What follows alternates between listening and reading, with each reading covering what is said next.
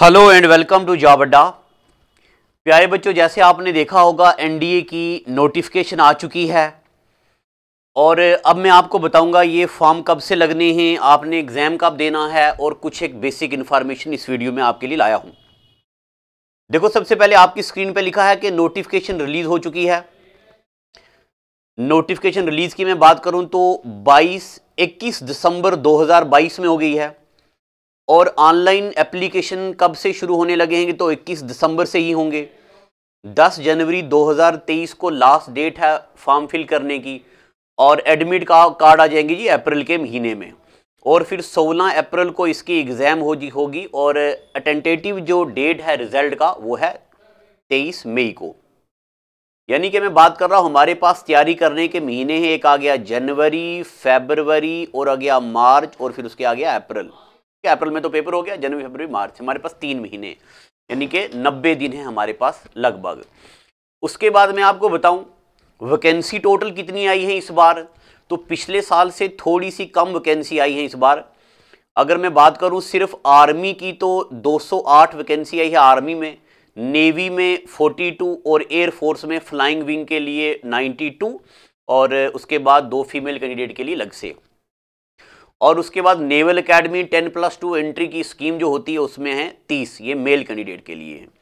तो यानी कि कुल मिला के टोटल वैकेंसी जो है 250-300 के करीब है सब मिला के।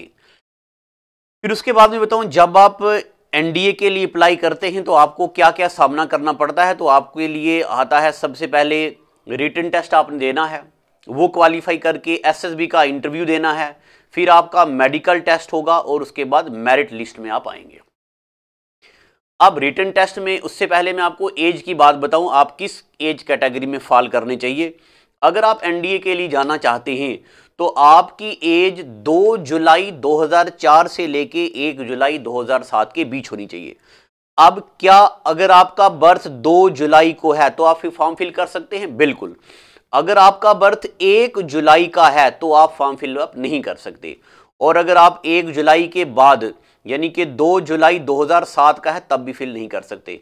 तो मैं यहां पे ये ब्रैकेट मारूंगा इंक्लूसिव 2 जुलाई से लेके 1 जुलाई यानी कि 2004 और 2007 के बीच आपका बर्थ होना चाहिए, ये बच्चा फॉर्म भर सकता है। उसके बाद मैं आपको बताऊं हम जॉब्स अड्डा में ऑफलाइन और ऑनलाइन दोनों, हम यहाँ पे ऑफलाइन क्लास भी और ऑनलाइन क्लास भी स्टार्ट करने वाले हैं एनडीए के लिए। हमारा एड्रेस ये है ऑपोजिट जीजीएम साइंस कॉलेज और ये हमारा नंबर भी है। अगर आप कहीं पे भी हमारा लोगो, हमारा जॉब अड्डा का नाम देखते हैं तो वो ऑथेंटिक नहीं है, वो फेक है। तो ये हमारा ऑथेंटिक एड्रेस है। उसके बाद बच्चे लोगों मैं आपको बताऊं एलिजिबिलिटी क्या होनी चाहिए।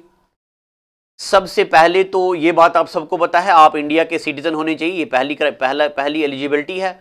और उसके अलावा अगर आप नेपाल या भूटान के सिटीजन हैं तो भी आप एनडीए के लिए अप्लाई कर सकते हैं। फिर मैं बताऊं आपको, अब कुछ बच्चे ये बोलते हैं कि क्या इसके लिए मैथ होना जरूरी है। अगर आप आर्मी विंग के लिए अप्लाई करते हैं, गौर से सुनिएगा, अगर आप आर्मी विंग के लिए अप्लाई करते हैं तो आपका अगर आपका आर्ट्स है, आपका कॉमर्स है, आपका मेडिकल है, आप तब भी फॉर्म फिलअप कर सकते हैं। क्या, एक बार फिर से, अगर आप आर्मी विंग के लिए अप्लाई कर सकते हैं तो आप आर्ट्स कॉमर्स वाले बच्चे, मेडिकल वाले भी अप्लाई कर सकते हैं। और अगर आप एयरफोर्स या नेवी के लिए, नेवल विंग के लिए अप्लाई करते हैं तब देखो यहां पे लिखा हुआ है आपका मैथमेटिक्स और फिजिक्स होना मैंडेटरी है, इक्विवेलेंट फिजिक्स और मैथ। एक बात और अगर आपके जहन में आ रही होगी कि अगर आप बच्चे 12th क्लास में हैं, अगर आप बच्चे 12th क्लास में हैं तो क्या आप फॉर्म फिलअप कर सकते हैं।